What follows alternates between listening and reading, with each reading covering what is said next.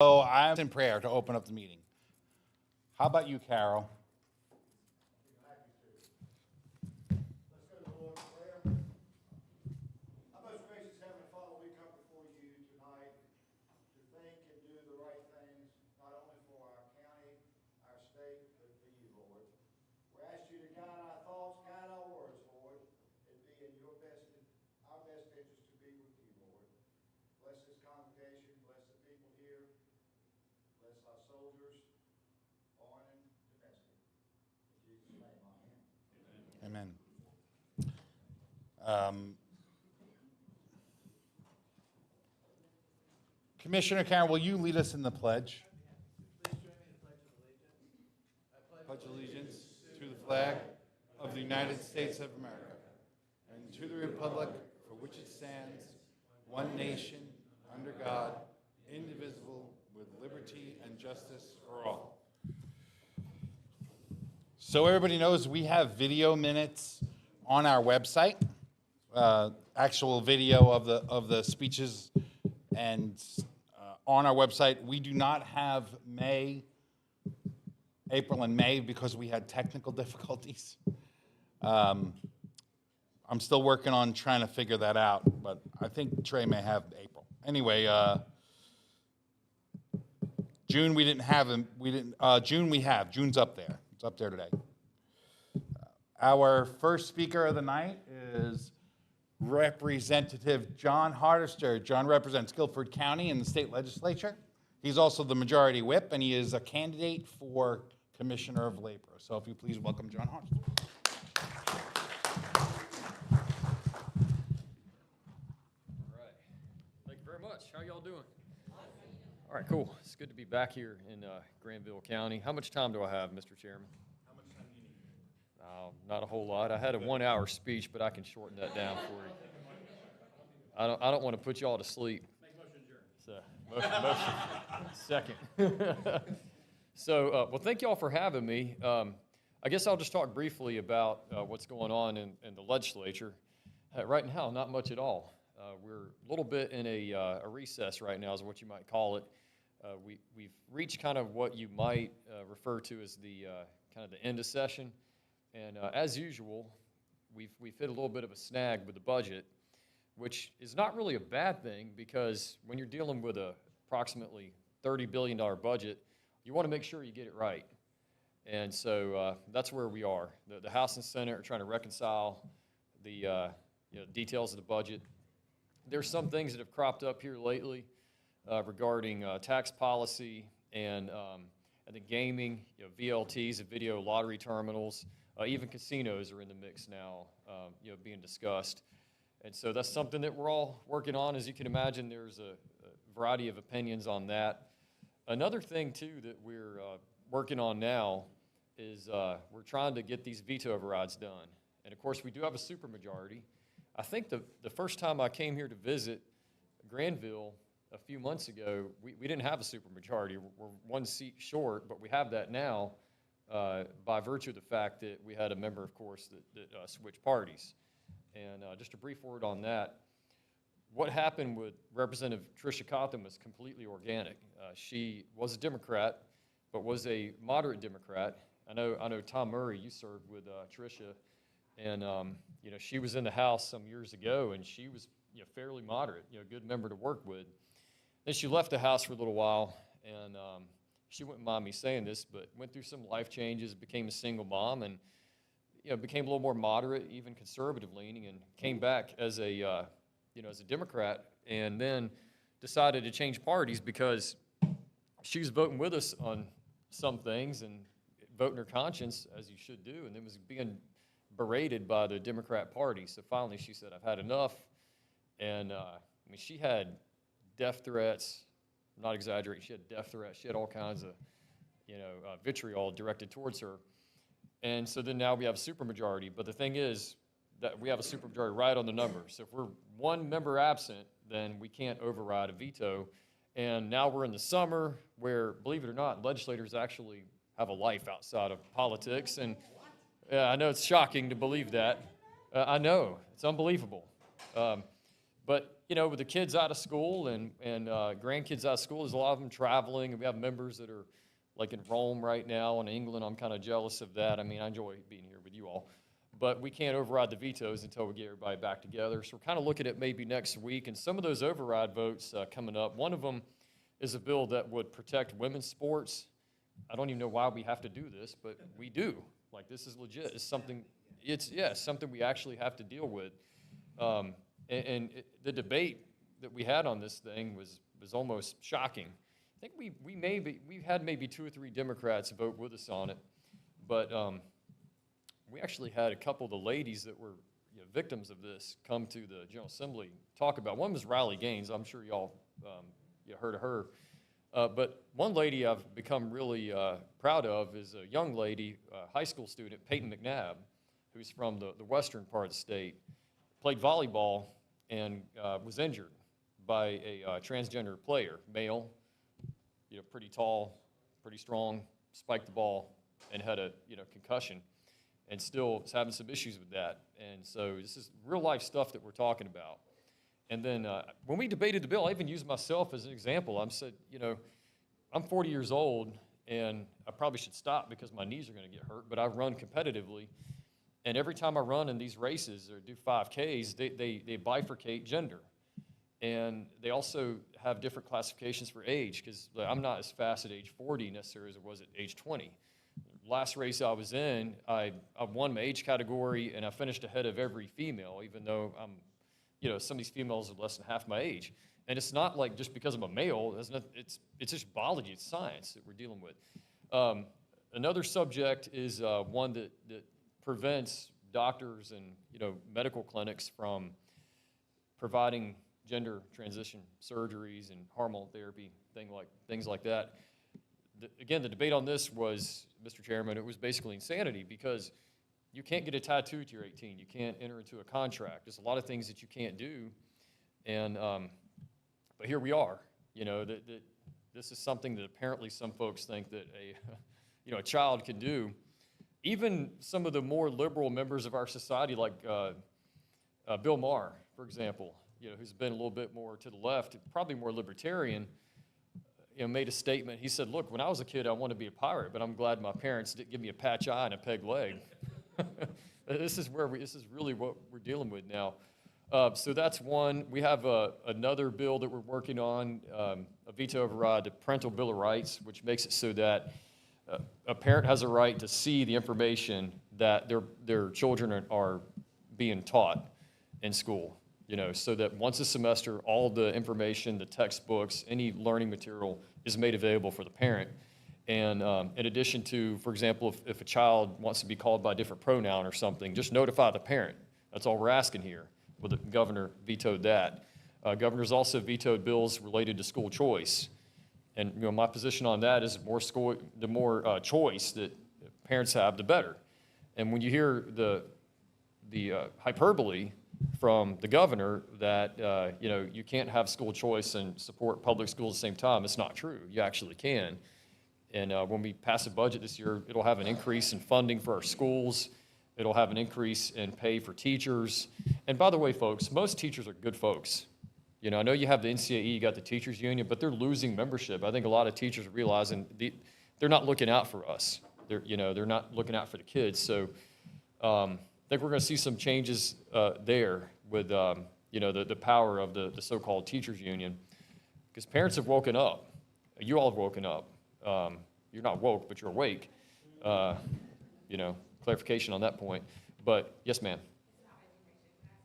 Absolutely. Is there any talk in the General Assembly about making our state Board of Education seats elected? Yes, I'm so glad you brought that up. So we have a bill. I'm actually a co-sponsor of that bill. So here's what we're looking at doing. It'd be a constitutional amendment, because we have to change the Constitution. But currently, you know how your local Board of Education is elected, right? Well, the state board is not. I shouldn't have gone there. I shouldn't have gone there, because I know about that. But theoretically, well, the state board is appointed by the governor, and that's not always great. What seems better, in my mind, is so that voters have a direct say. So the bill that we have would make it so that we would have districts, and what we could do is mirror them with the congressional districts after we draw them, and then you could actually elect a member of the Board of Education. So I want to see a show of hands. How many of you feel confident that if you reach out to the State Board of Education that you would get a satisfactory response from them? That they're actually, they're accountable to you? They're not. So I think, again, the idea is to change the ethos there and make it so that voters and citizens have more accountability measures, bring education more closer to the parents, what that's all about. I'm really glad you asked that question. So that is a constitutional amendment. The other constitutional amendment we're working on is that would make North Carolina a right-to-work state in the Constitution. We are a right-to-work state statutorily, but what we've seen in other states like Michigan is if, God forbid, Democrats get back in, they can repeal that. And look, I'm not a union hater. I think unions have a role to play, but I think you ought to have a choice whether or not to join a union. You shouldn't be forced into it. You shouldn't be forced to pay dues if you don't want to. And that's something that, it's worked well for North Carolina, because look at all the jobs that are coming here. We were rated #1 in business by CNBC, and it has nothing to do, the governor's trying to take credit, but it's because we've cut taxes, reformed the tax code, we've reduced regulations, we invested in workforce development. I'll wrap it up here, and I'm happy to open up for questions too, but just a quick word on the labor commissioner race. How many people know what labor actually does? It seems like most time when I give a speech, I have to, Tom Murray's running for Attorney General. Y'all know what that does, and I think y'all know how important that is after seeing yes, you get the picture in the elevator. That's it, and see it. I brought it. This is it. Yeah, and you could draw a mustache in the picture. It won't bother me at all. But yeah, so the department deals with occupational safety, with OSHA, with inspections, not just for elevators, but escalators, mines, boilers, quarries, amusement rides. Do you remember the issue at Carowinds where the roller coaster had an issue, a crack in one of the beams that holds up the ride? Yep, and yeah, the vaccine thing too. So yeah, and that's another important one, because when that order came down from the Biden administration, which is unconstitutional, and that's the reason why it's held up in litigation, the Commissioner Dobson had the ability to choose whether or not we're going to, carry that out. And of course, he didn't do that. And then that's also why we need an Attorney General that's going to fight that kind of thing. Because like if I'm the Commissioner of Labor and the President has an order like that, I'd like to call Attorney General like Tom Murray and say, let's fight this thing, right? It's an infringement on state rights. And then also another thing too, the Commissioner of Labor is an executive office, because in a lot of other states, the commissioner is appointed by the governor, but here it's elected. It's important. So you could have an issue such as the Federal Department of Labor could recommend that, well, when it's hot outside, you have to curtail hours as far as how many hours a day that you can work outside. And this actually did happen in some blue states like California, where in certain areas it gets really warm, and I think it's 85 degrees, which that sounds kind of nice on a day like today. But the federal government said, well, if it's 85 degrees above, you have to curtail the hours so much. And true story, some of the workers who were told stop working, they stopped working, they're playing soccer. This actually did happen. But that's something that our department won't do that. But when you have a Democrat in the office, they'll never see a regulation that they don't like.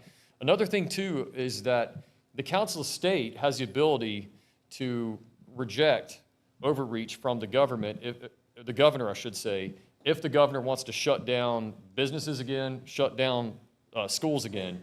So we were able to change a law on that, because you remember the governor had the state shut down for an inordinate period of time. Now, if the governor does that, it can only be for 30 days. After that, it goes before the Council of State. And I can tell you, I won't vote to shut a business down. I think that should be a private choice. And I will never vote to shut a school down, because we're still trying to play catch up from the learning loss, that came out of that. And then, of course, after 60 days, it goes to the legislature. So we've handled that, because that was extremely frustrating. There was a loophole that then Lieutenant Governor Dan Forrest was trying to fight. Unfortunately, it didn't work, because the way the statute was written, it allowed Governor Cooper to keep the state shut down. But that's another reason why the Council of State is important. Finally, I'm going to close with this. Workforce development is key, and that's critical. I was just talking to Commissioner Dobson the other day, and this is something that his department has worked on. Department of Labor has, as the name implies, it relates to labor. The commissioner serves on the Board of Education not the Board of Education, the Community College Board. So you have 56 community colleges across the state, and you have multiple members who serve on that board. One of those is the Commissioner of Labor. This is something that I'm very passionate about. So my mom and dad, for example, did not go to college. My dad went into the financial world, was able to work his way up without a degree. My mom went into real estate construction. She actually owned a construction company, one of the few females that did that, and she did well with it. My older brother owns a construction company. He does pavement, concrete, asphalt, things like that. And these jobs are important. They're important for a lot of reasons. Number one, who's going to do your electrical work? Who's going to do your plumbing work? Who installed the floor up here? Who did the carpet? Because I guarantee you, they probably make pretty good money. What about the advanced manufacturing we're trying to bring to the state? Like, we have companies coming in like VinFast, Toyota, Wolfspeed, all these companies that they pay well. And I'll tell you a quick story. So the other day, I ran into this young man. I'd guess he's like mid-20s. And he says, Representative Harsh, I want to thank you for the apprenticeship program that y'all have with the community college system. He said that I did this program where at age 18 I graduated high school, and I went to work as an apprentice with Machine Specialties, which is in Whitsett, not far from here. It's about an hour from here. It's over where I live, right off of Interstate 40. And he said, for 2 years I worked as an apprentice, and I went to class at the same time, and I graduated with no debt, and I got a job making $75,000 a year at age 20. And then he said, my wife is a public school teacher. We got married about a year ago, and so she makes around $50,000 a year, somewhere around there. So together, they're making a pretty solid six-figure household income, and they have their first child on the way. Those are the people that the Republican Party stands for. That's how you make a country strong. And who knows? This young man who does welding, he may own his own company one day. Because here's the thing. If you are an electrician, which I have a really good friend who's an electrician, he worked under someone else under their license, where he owns his own company now, or even landscaping. If you want to have advanced manufacturing, you got to have workforce development. And I'm all for the university system, and we need that. But you've got to have vocational skills. You've got to have trade skills. It's important. They pay well. And we have to start teaching these kids about the opportunities starting back even in middle school. We're talking about getting plumbers, electricians, welders, truck drivers. Go to school. Talk to these kids. Tell them about this pathway. So this is something that we're really going to advocate for in the Labor Department. And this week, I'm extremely honored to have the support of Commissioner Dobson. He's come out and endorsed us to take his place. He knows that we'll be ready on day one. Josh Dobson's a really good friend of mine, and we've talked a lot about it. And I had to pray about it before deciding to do this. Tom Murray knows what I'm talking about. I'm watching the miles in my car go up precipitously. This is a big state, but I love this state. I love the people in this state. And I've worked in the private sector for over 20 years, and and now have over 10 years of experience in state government, so I get how that side of it works. And Commissioner Dobson knows that we'll be ready on day one. It'll be an honor to serve. It'd be an honor to be the nominee, and I'm excited about the opportunity we have coming up this year in North Carolina to keep this state red and make it more red. We've had some interesting times here, some close elections, interesting times going back to 2008 when Obama won this state. That's really what kind of propelled me to say I can't sit aside anymore and just let this happen in my state. And now, because of you all, guess what? We've got a supermajority in the House. We've got a supermajority in the Senate. We've won most of the statewide elections in the last two election cycles. And critically, we now have a conservative majority on the Court of Appeals and Supreme Court, and there's no way to overstate how important that is. Things like voter ID, I don't know about you, but when I go to vote next time, I'm looking forward to showing them my ID. Amen. And by the way, we're dealing with that. And we're dealing with that little loophole thing. Did y'all see that thing? Like, you could check a box, say, we've talked to the Board of Elections. They're being told they're going to take that out. And if they don't, that's something we're going to pass legislation, because we've had plenty of time to, put this law into place. And finally, common sense prevailing, and the court is upholding the actions of the legislature that were clearly constitutional. So, Mr. Chairman, if it's in order, I'm happy to take questions if anybody has any, or any commentary or words of wisdom you want me to take back to Raleigh. Well, before you're elected, could you work on the ETJ thing some more, please? Yes. You talking about to abolish ETJs? Yeah. So I'm not a fan of ETJs at all. If that comes up for a vote, I will vote to. You got my vote. We have an issue in Guilford County where there's a town that has an ETJ and there's a developer has property, and the people are trying to sell the property. And the thing is that if you live in ETJ, you don't have a vote on the council. You can't vote for mayor. You can't vote for who serves on the council. So it's really, to an extent, it's anti-democratic, right? But I understand there's maybe some benefit to it, but I'm just not a fan of it. I think maximum accountability for the voter is the way to go on that. So that could come up again. Great, thank you. Anybody else? All right, thank you all very much. I appreciate it. What was that? No, he is not. You're not managing the town? No, you're not managing. Oh, I'm the not, town. okay. He's managing a town that Yeah. has an ETJ. That wants an ETJ. And I Okay. kept praying you take care of it before it came to us. Well, let's say this. So one more thing. There's kind of two ways to handle that. One is you abolish all ETJs, which I'll be candid. That's one thing. The second way is you grandfather the ones that are there, but you make it so that no more ETJs can be created. So I don't know. We'll see how it goes. Thank you all. I appreciate it. Thank you. Thank you so much. So, our next guest, Tom Murray, he is running for Attorney General for the state of North Carolina. Tom served in the House, and welcome, Tom Murray.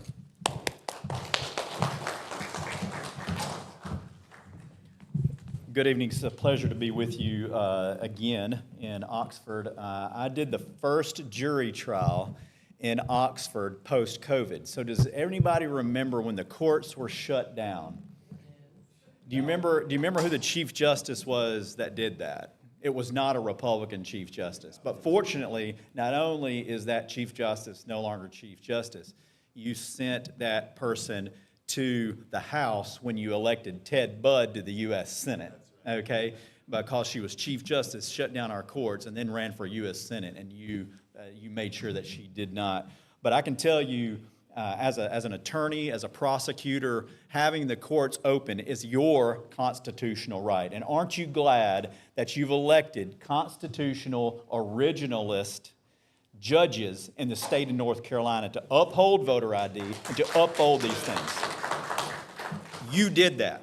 You did that. Now, if you think it's important to have a majority of conservative originalist judges on the Supreme Court and have a majority of conservative originalist judges on the Court of Appeals, wouldn't it be nice to have a conservative originalist attorney general advocating before those judges? Well, my name's Tom Murray, and I'm running for North Carolina Attorney General. I've got my campaign manager with me here, Henry. Henry's going to be a fourth grader, and we have a gift for everyone who would like one. This is an American flag. So when Henry was 6 months old, and you can hear this story, if you go to jointom.com, that's my website. So I'm going to ask for audience participation. What's the name of my website? Jointom.com. Man, you got a great group here. Jointom.com, there's a 2-minute video on the front page. It's called Who Do You Serve? I grew up the son of a Baptist preacher. My mom was a school teacher. I was raised to serve the Lord first. Serve the Lord first, and then serve your community. And that's a big part of why I ran for the town council when I was in law school. I served in the North Carolina House with Jimmy Crawford. And that's a reason why you'll see in the video, when Henry was 6 months old, I joined the Army National Guard as a 37-year-old father of 3. I could give you a sticker with my name on it. This is my calling card. Whenever you've been, and I've deployed to the Middle East, you go to a place that might not agree with America. or the principles that America. It makes you look at the American flag a little different. I'm willing to give you one of these to put on your car. And all I ask in return is that if you put it on your car, just take a picture of it, find me on Facebook, and tag me and say, Tom Murray gave me an American flag. He cares about America, America first. He's a conservative candidate for Attorney General. He's got my support. That's all I ask. That's all I ask. You're helping me advertise. But what you're also doing is when you put an American flag on your car, the more people see the American flag, the more they vote Republican.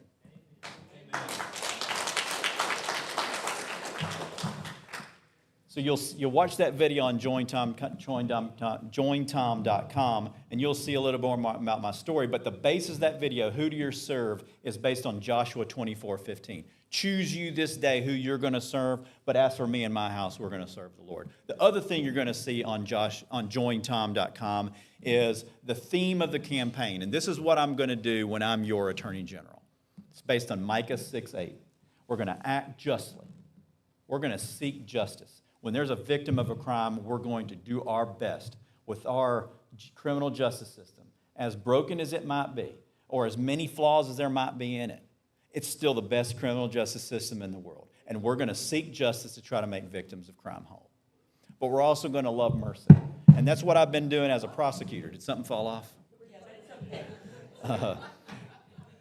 As a prosecutor, we have to seek justice, act justly. We also have to love mercy.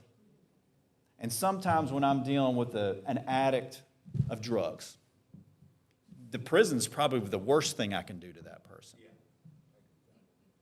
And we have a statute in North Carolina. It's called North Carolina General Statute 90-96. For a first-time offender charged with a drug offense, if you're willing to be on probation for a year, not get any new criminal charges, stay clean, that means you're testing negative for drugs for that year period, and report to a probation officer over that year, we're going to dismiss that charge if you keep your nose. And I call that skin in the game, right?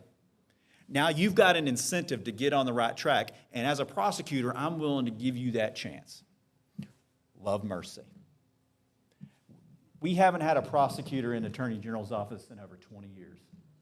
Can you tell a difference? Have you heard an Attorney General speak to you as I'm speaking to you right now about the criminal justice system and how we do our job? I think it's important that we have a veteran and a prosecutor as Attorney General. My name is Tom Murray. I'm running for North Carolina Attorney General. I hope you'll go visit my website, which is... There we go. I'm telling you, you're a quick group. You're a quick group. And so what I would... Please, let me see if you have any questions. I can tell you the main things that I'm focused on in the campaign, the fentanyl crisis, stopping the flow of drugs across our open southern border into our communities, causing havoc one overdose at a time. Every month in this district, we see at least 1 or 2 overdoses per county per month, and amongst criminal defendants. That's just tragic.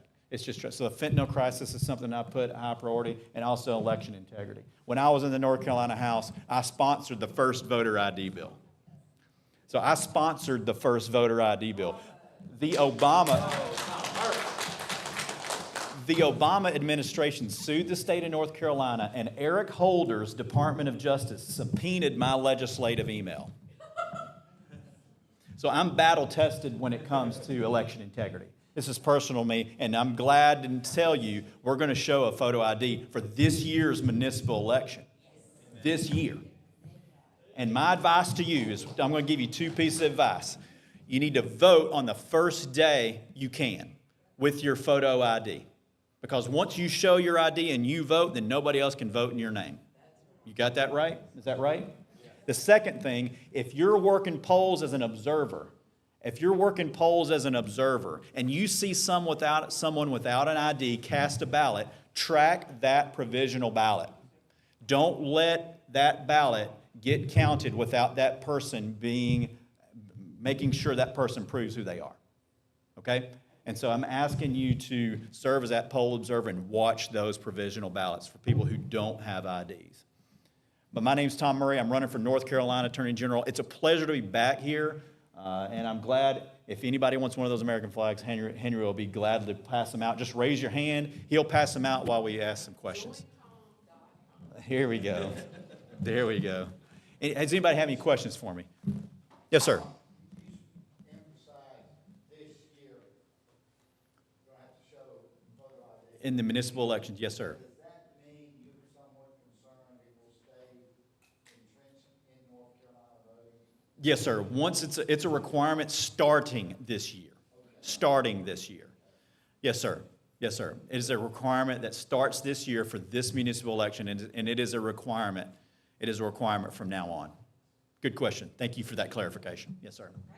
Yes, ma'am. Do we know if the boards of election are going to be required to train the observers or the poll workers on that specific issue as far as if somebody tries to vote? For provisional ballots, yes, ma'am. So that the question was, what's the training for the folks who work the elections? There is a form, and that's what part of what John Hardister was talking about. There's a form out there that is being circulated by the State Board of Elections, what to do if someone tries to vote without an ID and casts a provisional ballot. And one of the check boxes on that form currently is, I didn't know it was a requirement. Well, I can tell you that's never worked for me in traffic court, right? So if you come to me, if I'm as a prosecutor, if you come to me and your defense is, I know I was going 55 and a 35, but I didn't know it was a 35. That's not a defense for me in traffic court.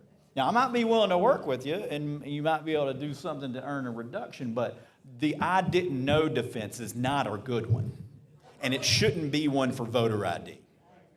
Okay? And so I'm glad to hear Representative Hardister talk about the State Board of Elections removing that, because I believe it violates the law that was passed by the legislature, by the way. We didn't have that as an option. I didn't know was not an option when the legislature passed voter ID. And it wasn't what you, exactly, and that's the other part. When you voted for it, when the millions of North Carolinians who voted for voter ID as a constitutional amendment, you didn't say, well, let's put it in the Constitution, but if you don't read the Constitution, you can go ahead and vote without an ID. That's not what you voted for either. And that's not what I sponsored when I passed the bill. Yes, sir. I've heard that the voter ID requirements, there are so many exceptions, it's almost if you don't need an ID. What's going on there? That's one of the arguments that you're hearing about that exception is that what I call the catch-all exception. I didn't know it was a law. You can cast a provisional ballot. You don't get your ballot counted automatically. That's why you can cast a provisional ballot. But that's just one example. There's other examples. There are other examples. The person still has to come back within a certain time frame, with a photo ID, or the ballot doesn't count. A government-issued photo ID, like a driver's license. That's what's required. There's a lot of passport to work, military ID. I can tell you my military ID. I love pulling out my military ID because it forces them to understand that we got veteran population here too. So, but yes, the question was what type of photo IDs and what are the exceptions to the photo ID. And there are certain exceptions, but the person still has to come. If you lose an ID, or for somebody over the age of, I think it's 70 or 72, there's an age limit. So, for example, if you were issued an ID at age 70 and you're age 80 and didn't have it renewed and it's expired, that would be, because it has to be an unexpired photo ID. But we made an exception for the elderly folks who aren't getting their driver's license renewed and not driving anymore. Well, I can tell you, most 70-year-olds look a whole lot like what they do when they were 82. So that's one of the exceptions. We allowed for an exception for expired IDs for folks over a certain age. That's one of the exceptions. I think that's kind of reasonable, actually. There is a state ID that is not a driver's license. That's correct. That you can get food stamps and use that without a driver's license. But what's the goal? What's the ultimate goal of voter ID? It's to prove that the person who is casting the ballot is who they say they are. And so if you're 80 years old and have an ID with the same address, the same name, the same date of birth, and it just happened to expired a couple years ago, I think that's the person that's casting the ballot, and that was the reason for the exception. Tom, I got backup here now. just to sort of tag team on what Tom is saying here. So we're looking at tightening up what type of IDs can be used. You know, like an official ID that came from the DMV, the Board of Elections, which to your point, you could get one for free. You know, if you don't drive, you can still go get one. If you say I need one to vote, they're not gonna charge you for it. Or like a military ID, I would trust that, right? But as far as the question, A lot of the questions come about student IDs. I mean, yeah, student IDs, yeah. And I'm not very comfortable with student ID. But to the point Tom's addressing a moment ago could be like, let's say this were to happen, it's election day, right? And this could actually happen, it sounds far-fetched, but it could happen, is, let's say someone stole your wallet and had your ID and it's election day. You could go and you would not fill out a typical ballot, it'd be a provisional ballot. But then within like a week after the election, you have to go to the Board of Elections and present your ID. And then your ballot be counted. You know how when the elections are over, they're counting provisional ballots? That's what it would be. But if you don't follow up, you know, within a week with your ID, they won't count your ballot. that's correct. Because that could happen. You know, that could happen to one of us that go vote on election day. And, Lose your license, yeah. yeah, I mean, so one time I was at the gym working out and my locker thing broke and someone stole my bag, had my wallet in it, you know, a few years ago. But it could happen, something like that on election day. You don't want that person to lose their right to vote, but an ID needs to be presented before that ballot is counted. And so that means there's follow-up. But my advice to you as the county party for Granville is to watch those provisional ballots. They shouldn't be counted if that person doesn't prove who they are. And that's the spirit of voter ID. And that's why I worked on it. There no comments about race that were found when Eric Holder subpoenaed my email. It was all about election integrity and trying to make sure, because I can tell you, how many people have worked the polls and seen somebody come from a state, you know, the first time they vote in North Carolina, they came from a state like Pennsylvania that requires voter ID. And now I'm voting for the first time in North Carolina, and they come in, they've got their brand new, shiny North Carolina driver's license, and the enterprising election official says, put that away. We don't need to see that. Wrong message. Well, that stops this year. That stops this year. Good. Thank you very much. One more question. Yes, sir. One more question, and it has to do with the Board of Education. Okay. You talked about their training for poll workers and election workers. I'm sorry, Board of Elections. That's great. If you have never sat in on one of those, you need to sit in on one of them, because I have, and they are worthless. It's absolutely terrible training. They need to beef it up. It's incorrect, it's incoherent.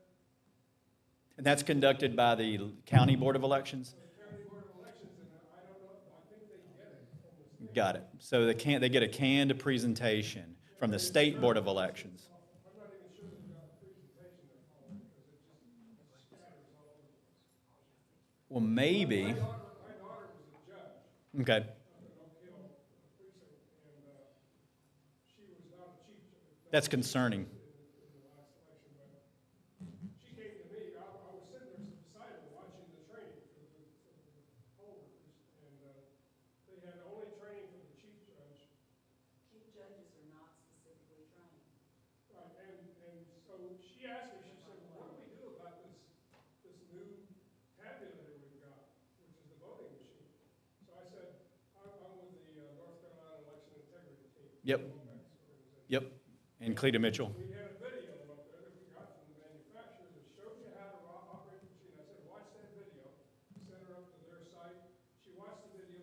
When she got to the polls the next night, she was the only one that could start that machine up and shut it down. Well, you are confirming some reasonable suspicions that a lot of us have about the current state of affairs at the State Board of Elections. I can tell you, we had a great director for a long time. Her name was Kim Strack. She was lights out.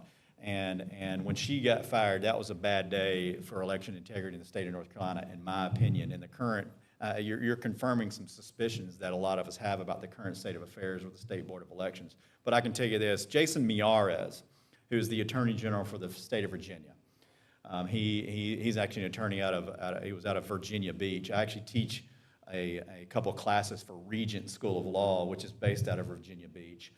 One of the things he's done as Attorney General in the state of Virginia, he's established an election integrity unit within the Attorney General's office. I think that's an excellent idea. I look forward to patterning that and working with Jason Miyares' office in our bordering state to have something very similar to that in the Attorney General's office, the Department of Justice here in North Carolina.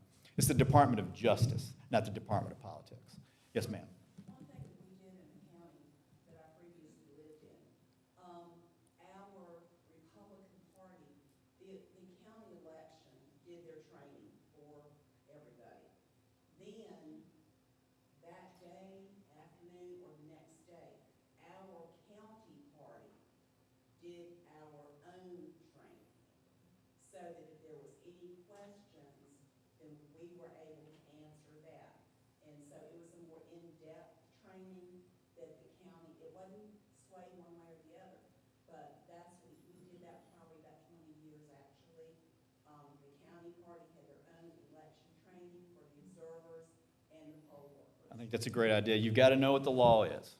You got to know what the law is, and you got to know what your left and right limits are. And Mike, I'd be glad to partner. You have any questions about elections? I was on the elections committee when I sponsored the first voter ID bill, and one of my favorite days in the legislature was on the first day of the elections committee. They handed us a book of statutes of just election law, the book of election law. Mike, this is a good day. We're starting with what is the current state of the law in elections in North Carolina, and what can we do to improve it? Yes, ma'am. So currently, in election law, there's no consequences for a county board of elections leaving an elected office off of the ballot.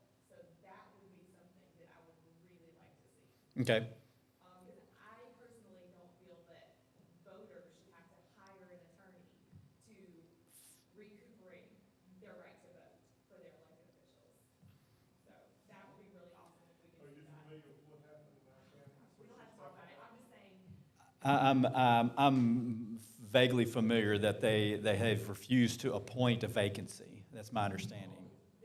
an entire state was left on the ballot in 2022, and there has been no consequences. And so there is no representation for that seat. Is that right? There is a person sitting there, the same person. The person that was appointed should have. Been up for real. I got you. That's for some reason. What I'm Got saying it. is, like, according to election law, like, there's no legal remedy for that on the record that Got we it. can find, so. Got it. No, I think dereliction of duty is something that I'm very familiar with in the Army. We prosecute that as dereliction of duty is something that is a violation of the Uniform Code of Military Justice, and it also should apply to elected officials. Regardless, it seems to me that the Board of Elections at the minimum should be held accountable for not knowing. They asked the Board of Education if that seat was up for how could the Board of Elections not know that that seat was supposed to be on the ballot? That person's appointment had ended. That's a. Thank you for letting me know that. Yes, it's a pleasure to be. Yes, sir. Tim Kieran's got one more. Yes, legislatively, they say that justice delayed is justice denied. We had a corrupt sheriff in this county who's been sentenced for some of his crimes, but he's also been charged for many others. And the prosecution out of Wake County is dragging their feet on it, and it's fallen through the cracks. And this county is in turmoil because people still think that he didn't do what he did, and it needs to come to trial so he can have his day in court, and then he can serve for the crimes that he committed. So one thing that when prosecution is delayed and FBI is involved and there's FBI's involved and we're all just sitting here waiting to see what the other shoe's going to be. Yep. That's a tragedy. I completely understand what you're talking about. I can tell you when you are dealing with the State Bureau of Investigation, you are at a little bit at their mercy. And I can tell you as a prosecutor and somebody who's cross-examined lab officials from the State Bureau of Investigation Crime Lab, I can tell you I don't like waiting on a lab report or information. And I can tell you there's one crime lab here, one crime lab in Western North Carolina. Being at the Department of Justice as a prosecutor is going to change how we do business. And we are going to get information back to our prosecutorial districts. So I don't like the excuse we're waiting on the SBI or we're waiting on the crime lab. Like, you know, we can make the wheels of justice move faster if we can help prioritize what's important and what needs to be prosecuted. But last thing before I leave, I'll say I served with Representative Crawford when I was in the North Carolina House. I'm so glad to hear that you're running for the town city council here in Oxford. When it was time to override a Democrat governor's veto, now I think Representative Crawford is now a Republican, but when he was a Democrat and he served with us in the House, when it was time to override a Democrat governor's veto, when we didn't have a supermajority, Jim Crawford was one of the people we went to on common sense issues like tort reform. Tort reform and caps on non-economic damages would not be the law in the state of North Carolina but for Representative Jimmy Crawford. He was, so I'm saying that from firsthand experience. I worked on that bill, and I was part of the team that asked Representative Crawford, what can we do to earn the support of foreign Democrats to get this bill passed? And I'm extremely encouraged to see your name back on the ballot, sir.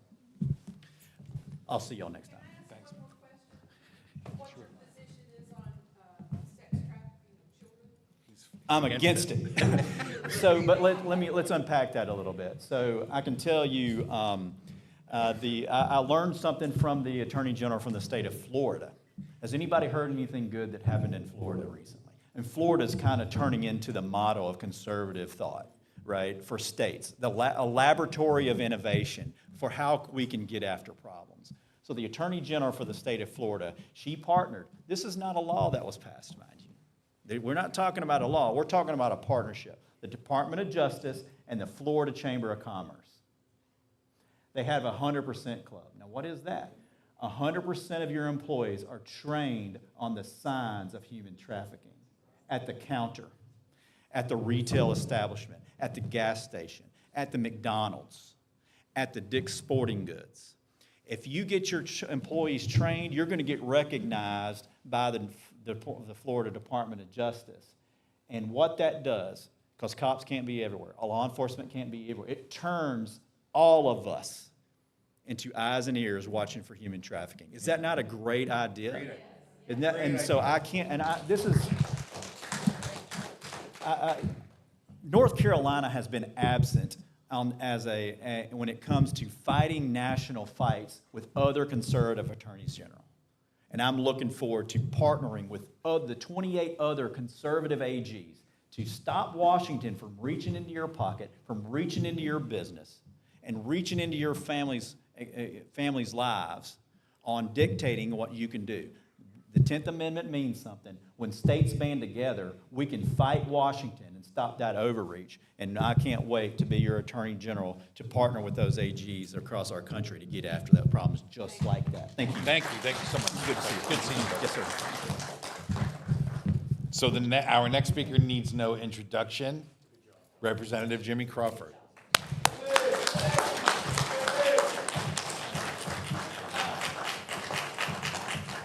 Well, there are 4 of you in here that I didn't know.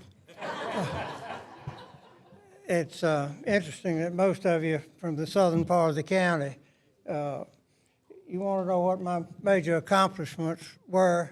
I have 3 of the greatest children you ever saw. They're all successful and they all have great families.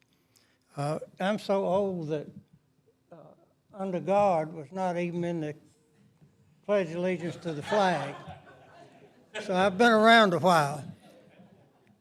Did Tom get out of here? I wanted to thank him. Good gracious. It's unusual for a Republican to talk about a Democrat like that. Yeah. But the rest of the story is when Brubaker ran for Speaker, there were 3 Democrats that made him Speaker. And there were 3 of us that voted for him, and that was the first Republican Speaker in 100 years. So it's been an interesting life.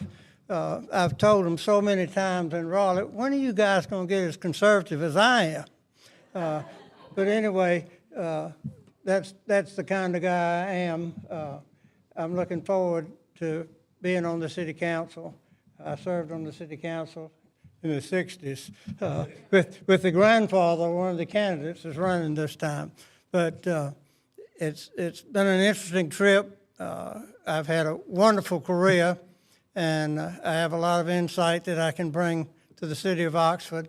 And there are only 700 and some Republicans registered in Oxford. We're going to try to cure some of that.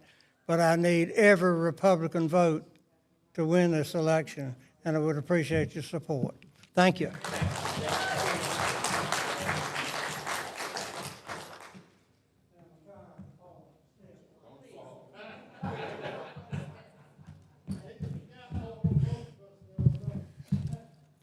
So our next candidate is new to politics. She's not new to these meetings, and she's not new to us. She's a good friend of the Republican Party, and we are super excited and enthused that she has decided to throw her hat in the ring. Please welcome Debbie Ramsey.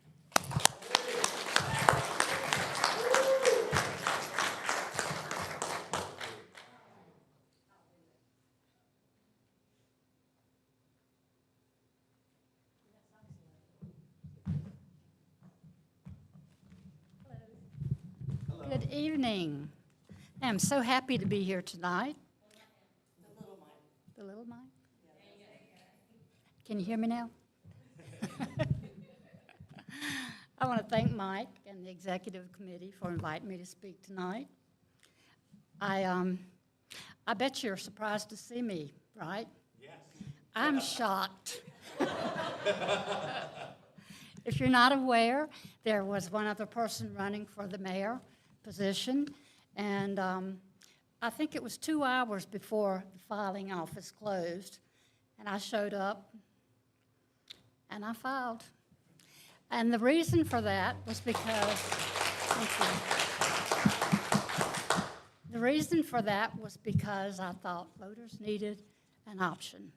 So, man, I can't believe I took the step, but I did. So my friend and cousin and partner in crime, Joan, is there taking videos. She's my campaign manager, and she's working me really hard.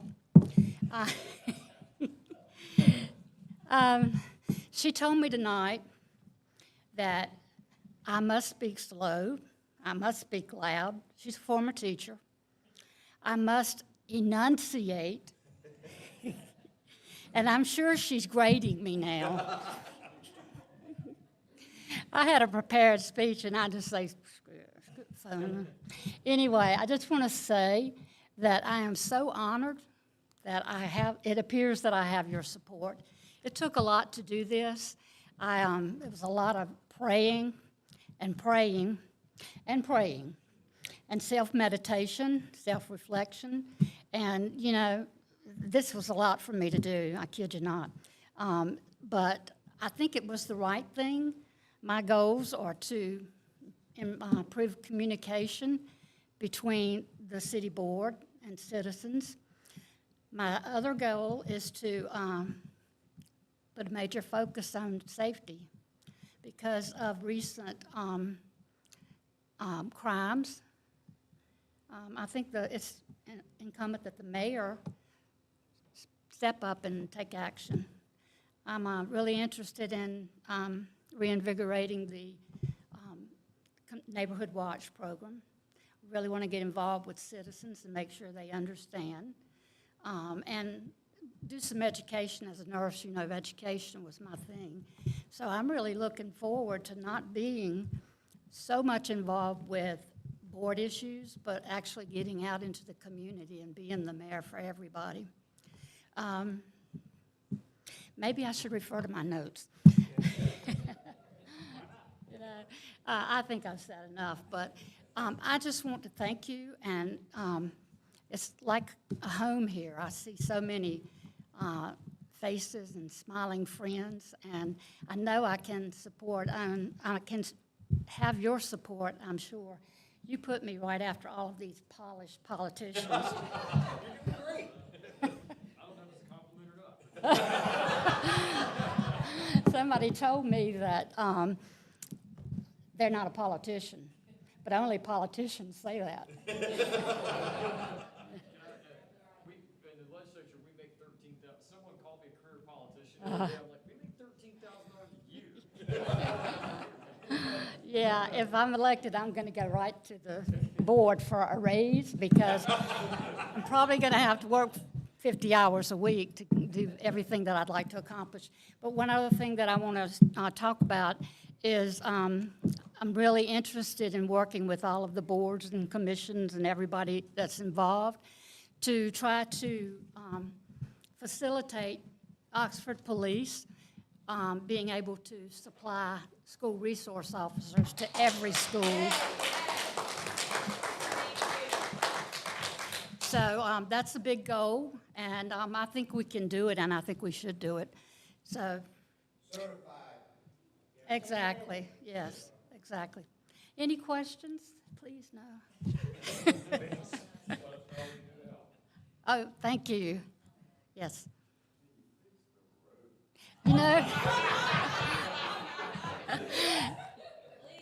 I'm sorry. You want me to get to it? No, really. You know, as mayor, I have absolutely no authority. But, you know, it's always a good campaign promise that I'm going to fix the roads. But I can say I have reached out and contacted the state folks to see how they can help us. So it's always a good thing to be able to say, huh? Debbie, y'all don't have any local roads, do you, in Oxford? So probably all state maintained. No. Do you have local roads? Oh, yeah. You been to downtown Oxford? Yeah. Yeah. So the town does actually have a DOT, like locally?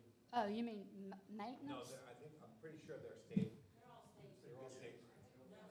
They're probably. No.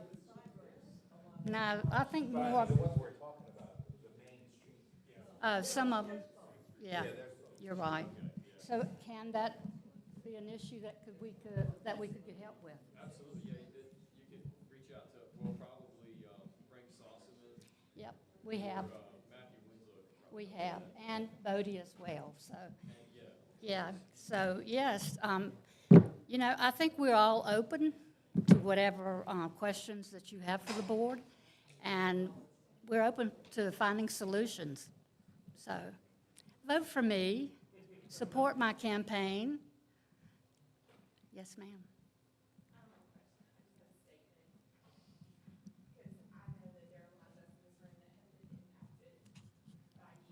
Oh.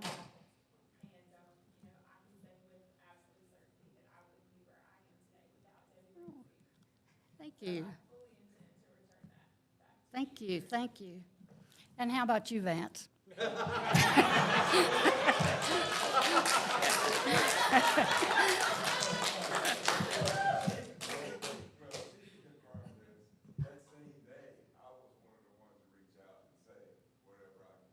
Exactly. And I said this outside, this is something that I truly mean. No one is gonna outwork Desiree. And Joan Robertson. And, you know, with Joan by our side, they are a force. You know, I think Oxford is gonna see a lot of it. And, hey, I'm there for you. Thank you, I know that. That it? Joan, how did I do? Did I get an A?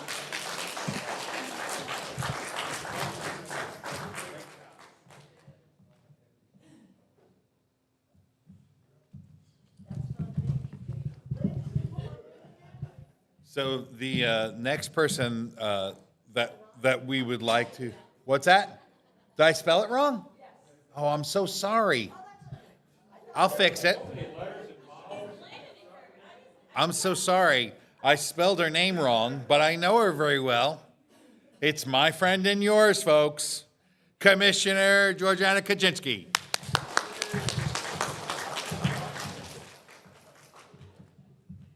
I know everybody everybody thinks I'm blind, but I don't need an extra eye. Get it? Got it?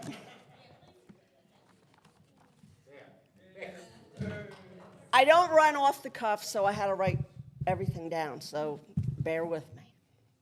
My name is Georgiana Kaczynski. I'm currently a commissioner in the city of Creedmoor. I'm also seeking re-election in the upcoming municipal elections. Some may say municipal elections are not important, but I disagree with that statement. Our city police department depends on us. Our recreation department depends on us. Our public works department depends on us. And most of all, our citizens depend on us. Making our city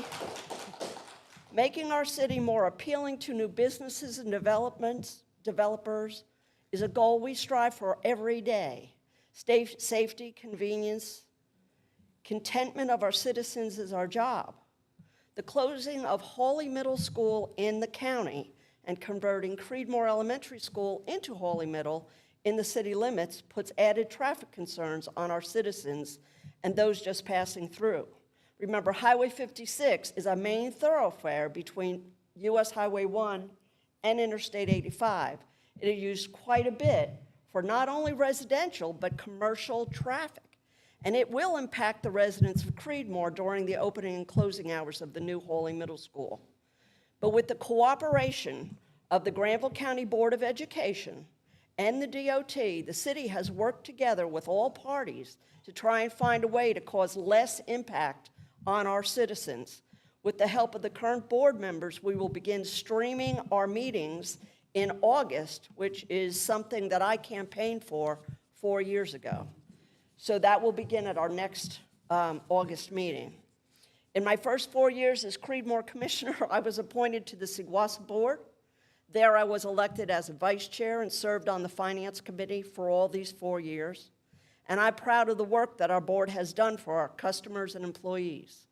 We've completed the renovation of the water plant, completed a hydraulic model of the water lines that the Creedmoor City left behind to help with all repairs and any water insufficiencies that they may have. The hydraulic model identified broken chemical input equipment at Lake Rogers, which is to be replaced soon. It's never worked in the city of Creedmoor. They bought it, they paid for it, they never plugged it in. So the hydraulic model identified that, and that's going to be replaced. And when I first joined the Finance Committee, I asked for a rate study to be done. We had residential rates, and we didn't have commercial rates. Everybody was paying the same rates. Commercial companies can write off their water bills. Residents can't. So I asked for a rate study to be done and determine if there was any way we could lower rates or find another way to help our customers. We have a lot of seniors that are solo seniors. Our minimum water bill was 2,000 gallons. People weren't even using 1,000 gallons, but they paid for 2,000. So we got Reftelis to come in. They did a new, they gave us an estimate for a new study. With the blessings of our board, the study was done by Reftelis, and I'm proud to say that a new rate structure went into place July 1st, and it will provide a cost savings to many, many, many customers. I just hope everybody appreciates it. You know, I have decided to run for re-election this year because there is still much more to do in the city of Creedmoor. Cleaning up Main Street to make it more eye-friendly for businesses and customers, that is something that I've wanted to do for 4 years. And I'm going to focus directly on this process. And with the board that we have in place now, and hopefully the board that will survive this election, we are all on the same page with this, and I think it can be done, and it will be it'll be successful 4 years. Not everyone will agree with the hard decisions that a board has to make. Mayors, commissioners, and county commissioners and school board members, hard decisions. Some people might like them, some people may not. But hopefully, in the end, they will see that mayors and commissioners of our cities take steps to do things for the greater good for the best interest of the city for today and many tomorrows. It is difficult at times, but we do the best we can to make our citizens happy. Please vote and get out the vote and municipal elections are not attended well. We need everybody, Democrat, Republican, to get out there and try and get people to vote. Absentee voting is available. Use it if you know somebody who has to use it, but let's get those votes in because some of these races are going to be very, very tight, and the more voters out there, the better. I want to take a minute to recognize a friend of mine, Ernie Anderson, who served as a Creedmoor commissioner from 2015 to 2019. He was a member of this Republican Party, and he passed away on July 21st of this year. The other thing I want to say is everybody in this room, we need you at the August 7th Board of Election meeting at 6 o'clock at Mary Potter School to object to the District 3 seat person that's in there and voice your opinion. The more voices, the better. Board of Education. Did I say Board of Election? Oh, God, I got election. Also, House Bill 142 passed the House, and it is the Protect Our Children House bill, and it is now in the Senate. Please, it's sponsored by John Torben. Please contact a senator and ask them to please pass this bill so that we can protect children from abuse in our schools. Thanks, everybody.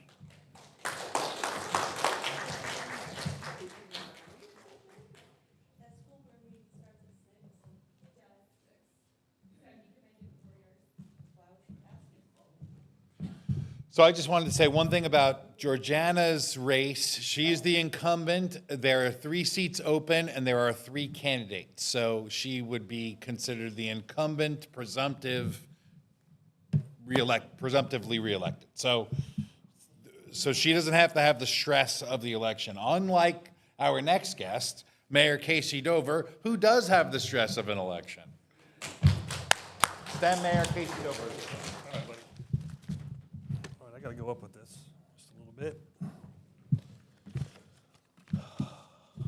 4th time. I can't believe I'm doing this a 4th time. I was going to be a one-term person the first time I did this, right? For those of you who don't know, I ran as a commissioner in 2015 and won. At that point in time was the most votes a commissioner had drawn during an election. 2 years on that board was crazy. And I thought to myself, I don't have to do this. I have a real job, right? Commissioner Cole, you remember. But then I thought, and I was going to quit. I thought, you know what? I got 2 years. These people voted for me, and I want to show my face if I don't do this. So I thought, well, I can run for mayor. That's a 2-year term. Do the 2 years and get out. So we're going to get 3 people and beat all 3 of those in. And that was my first term. That was in 2017. I didn't have to run. I ran unopposed the last 2 terms. The mayor that I beat in our previous life is back, going to run again. So I looked back on the last 5.5 years and thought, God, what have we accomplished? And I'm not here to beat my chest, but we returned we rebuilt a tremendous amount of relationships with the county that we didn't have before. I mean, it was county for us an event. There was never a county commissioner there. Miss Hinman would show up every once in a while, but I think she was wearing Kevlar and a steel pot when she did because she didn't know what it was going to be like. And we turned that around. We brought some professionalism back to the town hall. A gentleman by the name of Harold Owens, who's with the League of Municipalities. He's from Granville County and was the town manager in Burlington for like 20-something years in a park rec and whatever. He kind of became a mentor. And I called Harold one day. I said, Harold, nobody's coming to my meetings. He said, you're doing a good job, right? Until you use the word ETJ. Then everybody shows up, right? And I realize as a Republican, I think I'm labeled now as a rhino, I think, right? But you know, when you're sitting in the driver's seat and you're looking at South Granville County and you're looking at growing, Commissioner Karen just sent me just 10 minutes ago a house up off Kennedy Mill sold for $1.9 million with 230 acres. Folks, it's here. It's coming. So it's town of STEM, little bitty small town, 800 yards from the center to the satellite developments. We were able to voluntarily annex 397 acres into the town. We did, absolutely. That was all through relationships. We did that for a reason, right? We want to extend, we're asking for the ETJ from the county, and I don't put you in a hard spot here, right? The reason for that is because we want to determine our own destiny. Yep, but that's the only vehicle that the legislature gives us at this point in time. So that's why we're doing it. It's not, let me see, I've been in the pockets of developers. We want to put in a STEM loop. That was the original one. $500,000 homes. We're going to have a bus and a train system. Can't have chickens. I mean, we've got chickens in town, right? My neighbors have got chickens. Paving all the driveways. Yes, right. That was the other one. We made a first pass at that for people to. Legislature says the way that works is you send a notice, hold a public hearing, pass an ordinance, come to the county for adoption. We held 2 public sessions, informational sessions, because I wanted to be transparent, right? So now it's spun up into all kinds of stuff that now the Democrats of Granville County have gotten behind. And they are fleeced. They are absolutely actively working to run, and they've pulled 2 candidates to come forward, so good for them. My point being is that municipal elections are super important for our county. We've all made progress. We don't need to back up. My time in office, I don't mean to get, DTG I could talk about all night. I'm tired of talking, actually. I'm ready to get it over with. Since my time in office, 5.5 years, our general fund's gone from $300,000. We just passed an $897,000 budget this year. Right? We have $600,000 in our general fund. Right? We are in the black. We have a little bit of debt. We bought 3 lots downtown. We actually wrote a check for those. And we refinanced it because interest rates were 2.1% in the old days. Right? So we've almost paid that off. We have, I think, 3 more years left on that. We could pay it off tomorrow if we wanted to, but we wanted the money to come to other things. Also in this time frame, we now own both sides of Main Street. We've been able to procure both sides of Main Street, which is very exciting. We also own the house next to the town hall. Our goal is to repurpose that into a town hall. So STEM actually has a proper town hall that maybe someday we can hold this event there, right? The other side of that is the most exciting for me, and I think for Commissioner Cole. 3rd week of August, I think, I'm working with the NC Department of Commerce, Rural Development Group, the Granville County Economic Development Team. I met a gentleman with the League of Municipalities that specializes in financing, public-private partnerships. A couple developers that own some property next to us that want to kind of ride along and see what's happening. Before I leave office, I would love to see downtown STEM get started, right? People go to Oxford, to go to Greenville, go to Button, they take their money, they go there and spend. We have people that want to come congregate, and we have a place to congregate. And that's my next goal. That's what I want to work on. I want to continue the work we started. We've worked hard to get there. The last 6 months have sucked. It's been terrible. I stood in front of people, shot me in the face for a straight hour, and I had to bite my lip. It was brutal. But it's not because it's what I want. It's what's best for the town of STEM, and that's what I was elected to do. It's what you were elected to do, right? We look out for our town. My personal beliefs are one thing, but what's in the moment, I'm trying to make a strategic decision. Leaders have to make tough decisions, and it was a tough decision to make. And we have weathered the storm, right? The win, lose, or draw, history will look back on us and say, somebody said to me, I thought it was kind of humorous, said, my legacy will be, man, we should have listened to Dover, or man, we're glad we listened to him, right? It's going to be one of those 2 things. And so I hope everybody comes out to vote this next election cycle. 73 was the last municipal election, was the amount of votes. I think we're going to need more than that this go around. So if you've got friends or relatives in the town of STEM that need to vote, please get them out to vote. And Oxford and Butner too, right? So I think all of us are going to need that this go around. Thank you, Mike, for letting me get up here. Thank you for being my commissioner, because you know I love you to death, and I'm not buttering you up. I'm just telling you, you guys are good. And I appreciate everybody's support. Brad, the rest of you, right? It's good. And Ms. Hayes, you got your hands full, and we got a flags in our box that you go to, just so you know. So thank you. All right, thank you, everybody. If you have any questions, I'll be glad to answer for you anytime. So thank you.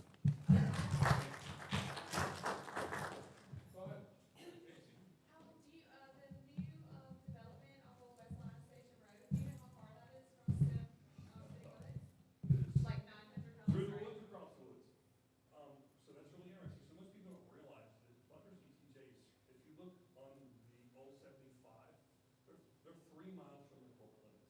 That came into play in 2008.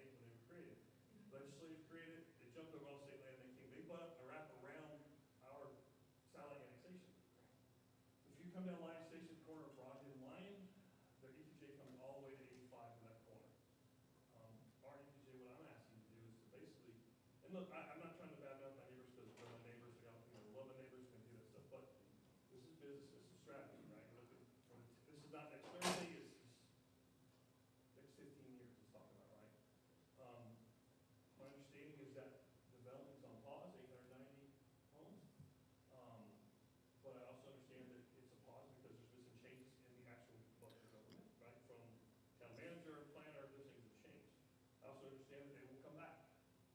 For us, what we're trying to do, just for folks in this room, our UDO, Tar River Land Conservancy is very important to us, right? The town of STEM doesn't have a lot of stuff, right? We don't have a management, we don't have Lake Rogers or Lake Holt. What we have is Ledge Rock Creek. It is beautiful, you can walk, it's 5.2 miles of beautiful hiking trails, right? So for us, our UDO was very important, and why the ETJ is important to us, is it allowed us to protect the south side of the Tar River Land Conservancy on Oklahoma Road. If those 890 homes, or any homes developed there, Saguasa is going to have to run water down that road. And if you think about from a common sense perspective, it's going to go all the way to Broadway, because they're gonna open, water needs to circulate, right? Dead ends are horrible. So if they connect, at some point in time, there again, it might be 5, might be 10, who knows when that will be. Those 890 homes, there will be a stub across from Oakland Bank. And at some point in time, that property is going to develop. Again, I may be dead and gone, but when it goes, it's gonna go to 75, and then that is beautiful property, and it will be such a premium. And I know those people will sell someday if the money's right, right? So for us, what I worry about, 800, let's just say 800 homes, let's give them like two cars per household, that's what, 1,600 cars on Lion Station Road? Now, everybody in the town of STEM is going to have to fight that to get to 85, because that's the only way they got to go. So if you look at this from a town of STEM perspective, I don't know this will ever happen. I mean, there again, we know how NCDOT is. They could put an off-ramp right there. So why wouldn't I look out for the town of STEM? That's who I was elected to support, right? And that's the whole, and look, people can say we're never gonna sell our farm, we're never, that's all fine. Until they do. Somebody passes, and the heirs say, let's cash out and go.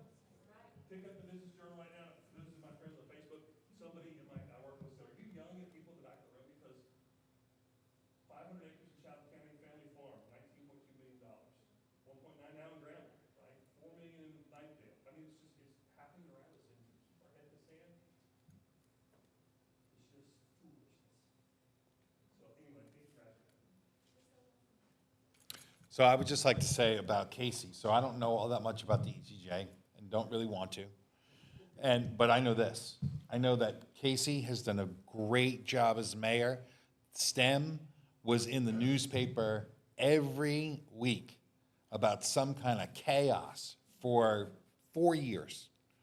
And Casey became the mayor, and it was almost overnight that stopped.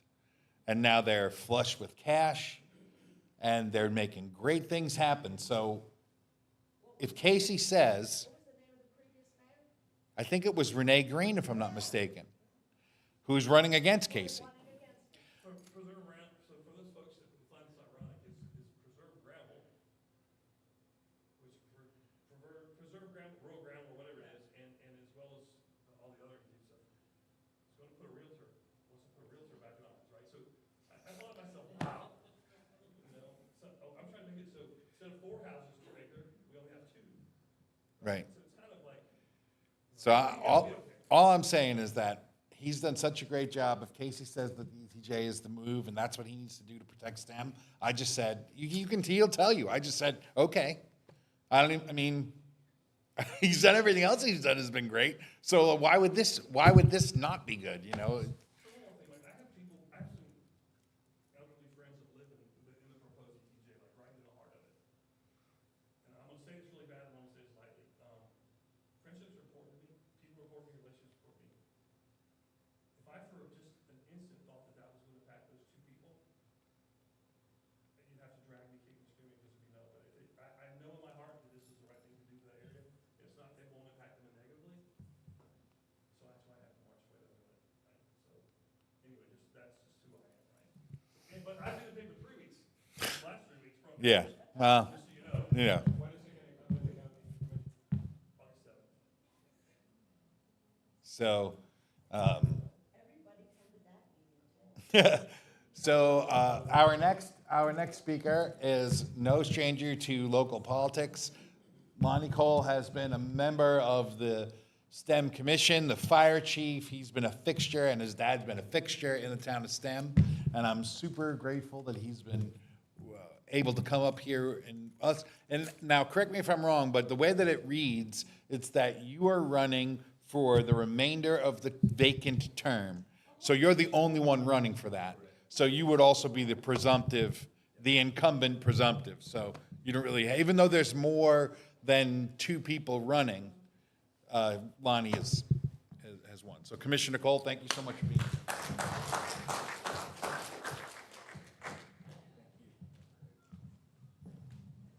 Thank you for having me. When Casey told me that he had gotten the email that they were going to talk about putting a loop in around STEM and putting the train depot and we'll put a train depot there and a bus station. I said, you know, I'm really disappointed. Why didn't they put an airport there while you're doing it? I mean, let's do it all. You know, let's do it all. But it's been crazy. It really has. When Lynn called me and asked me about coming tonight, I said, well, I've never been to one of these before, so, you know, what do I do? And she said, well, you know, you just tell them a little bit about yourself and why you're running for office. And I thought, wow, that's going to be fun. But anyway, I looked around the room. Mr. Crawford's already gone. And I said, you know what, from looking at the people that are in here tonight, I've been in politics longer than anybody other than Mr. Crawford. And that's a hard act to follow. And but I like, they said, I really am glad that he is running for city commissioner. Even though I don't live in Oxford, I'm really glad to hear that. So when I talked to the mayor before the meeting, before we started, he had a list of stuff, and I said, man, I need to scale back on mine because mine is too long. But I'm going to blame it on Lynn anyway. But so anyway, I will start out by reading it word for word, and then if I need to change something, I will. My name's Lonnie Cole, Sr. Thank you for having me. I'm married with 2 grown sons and 3 grandchildren. I'm a Southern Baptist, and I'm old school. I grew up in STEM. I lived in STEM all my life. I raised my children there, and I'll be buried there. It's my hometown, and I wouldn't live anywhere else. I've served my town, my community, and my state. I was in the fire department over 42 years. I served as the fire chief over 32 of those years. I was in the volunteer rescue squad for many years until the county took that over. I retired from the state of North Carolina with over 32 years of service. I was blessed to be able to serve as a STEM Town Commissioner for 30 consecutive years, and I'm really proud to say that no one has ever done that before in STEM, and no one probably ever will again. I'm proud of that. I served with 6 different mayors. That's almost unheard of these days, 6 different mayors. It goes back a ways. Through the years, I've served on various committees. Currently, I serve on the Sign, Streets, Events, and Planning Board Committee. I've been mayor pro and even the acting mayor for a while. There's not much that I haven't done there. I retired from town commissioner at the end of 2017. I was honored to be appointed to fill a vacated position of commissioner in November of last year. And that's a good feeling knowing that the mayor and the commissioners trusted me enough to allow me to once again hold this honorable position. And I take the oath of office very serious. I am seeking re-election. I have contributed a lot to the town. I want to do more. I'm retired and I have the time.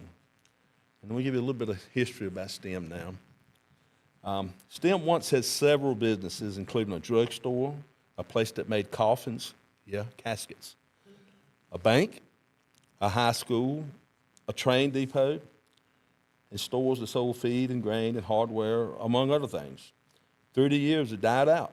Buildings sat unused and eventually fell in. The school went to Butner. A few years ago, the town started buying some land in the downtown area with hopes to build back a new downtown. I think that's a great idea and would love to be a part of building STEM back. I would love to see more businesses and places to shop and eat. Our residents go to Butner and other towns every day for their needs. Why not have something like that in STEM?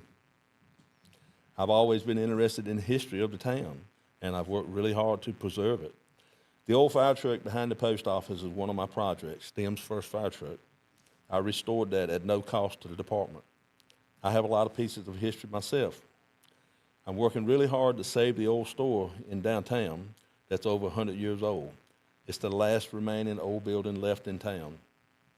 STEM Town Hall has several pictures of STEM from the past. I've contributed to the collection, and I'm still collecting more pictures. And Al Woodliff from Oxford, he has a lot of pictures throughout the county, and one of the things he does is he'll throw in a picture of STEM, every now and then. And actually, I'm related to him. Maybe I'll not say that too loud, but I tell him sometimes, keep sending those pictures because I really like them. You just can't find them. The grave site of Mr. and Miss STEM, who were the town's founders, it was cleared off several years ago, along with the entire cemetery. It had been overgrown for many years. I had a huge part in getting that done. The town now keeps up that cemetery. I want to help the town build back a better downtown, something that we could be proud of. I want to say that I proudly support law enforcement, fire, and emergency medical services. I thank you to all that serve. I thank you to our military that are active and retired. I also want to say that I'm not interested in town doing any annexation anywhere. That's a big thing with this ETJ. A lot of people have associated annexation with ETJ, and that's not what we're trying to do, and I want to make that public, and I'm not interested in that. I do believe, however, that without a doubt, Granville County is growing at a fast pace, especially southern Granville. I am convinced that if STEM doesn't do something to secure our borders, we will be swallowed up or at least touching borders with our neighboring towns in the near future. And it may not be next year, it may not be 5 years, like the mayor said, it may be 10 years, but we're going to come together. If y'all remember, Fuquay Varina used to be two cities. It was Fuquay and Varina, and that's Fuquay Varina. And I don't know that that'll ever happen in STEM, but it's going to get close to that, and it's not going to be that long.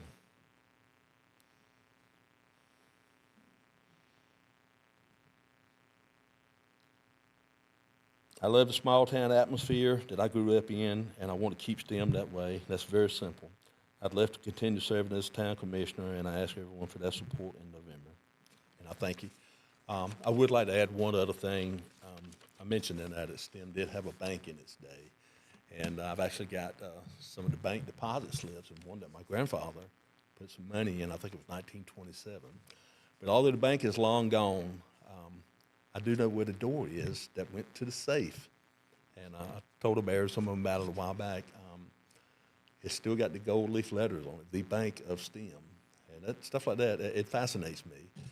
And the guy that has it now, it is mounted on his personal safe at his house. And yeah, I've talked to him, hey man, can we get that door, but we don't really have anywhere to put it. And he's not even from STEM, so it's not that important to him. So I think, we may be able to do something like that. But stuff like that is really, really interesting. I didn't mean to bore you. Thank you for listening. And I appreciate everybody's support.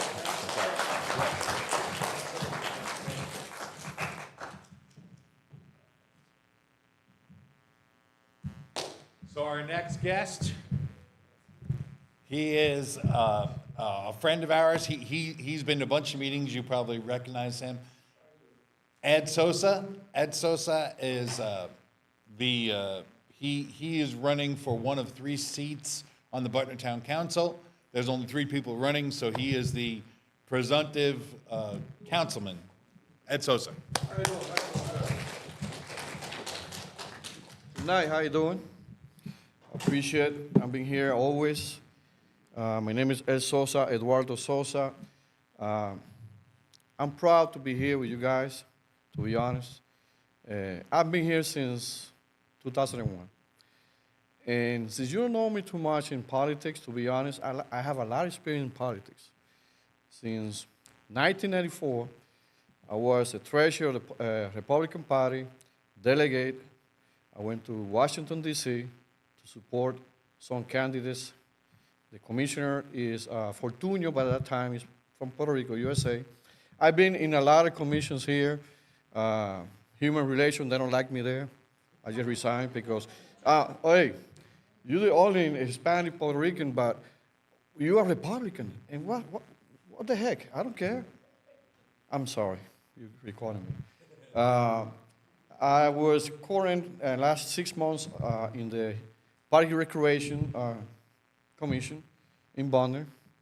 I'm the soon planification also in Bonner. I'm coach since 2001, South Granville JV head coach, assistant coach for varsity in South Granville, coach for Bonner Middle School since 2003 until 2022. So I've been everywhere.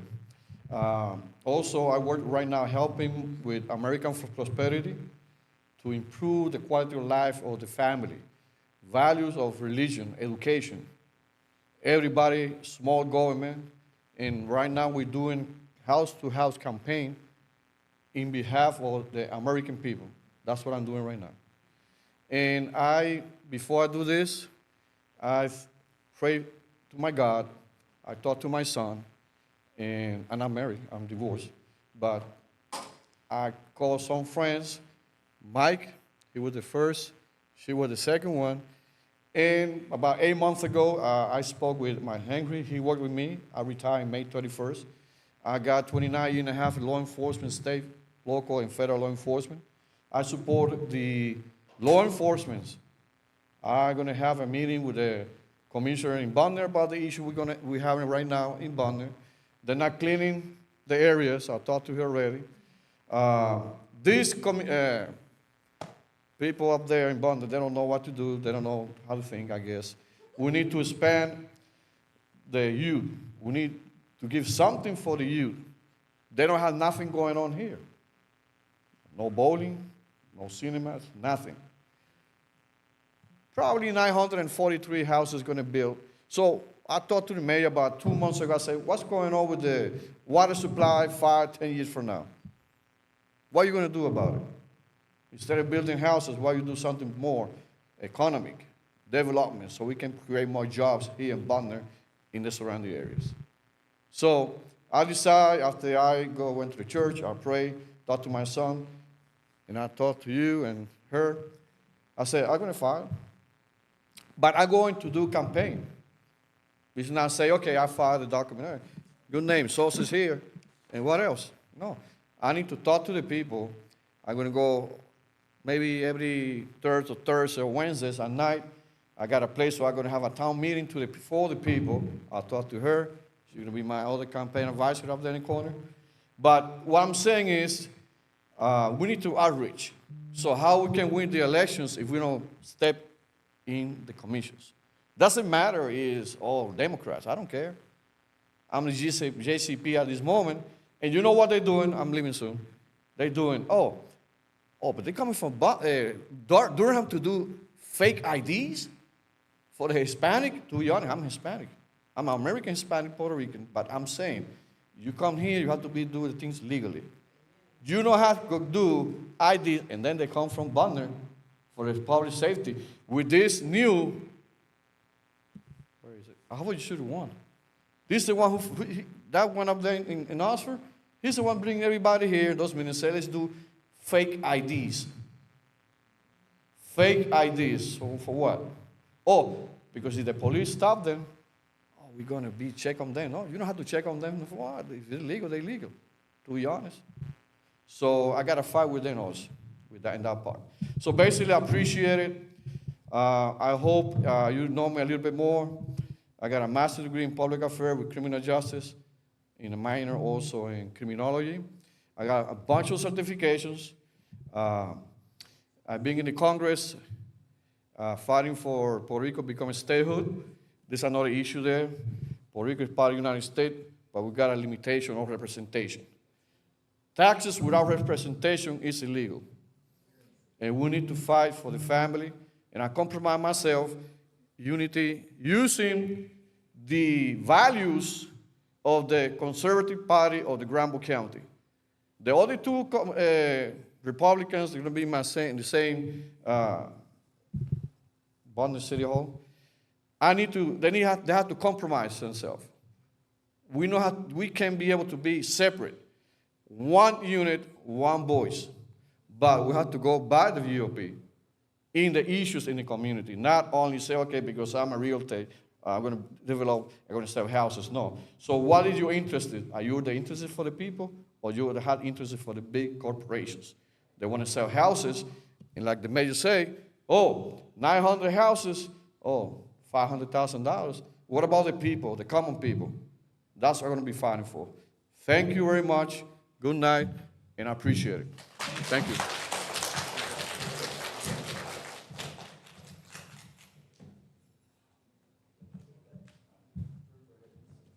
So that concludes our speeches. Thank you all so much. This is fantastic. And now we're going to get into a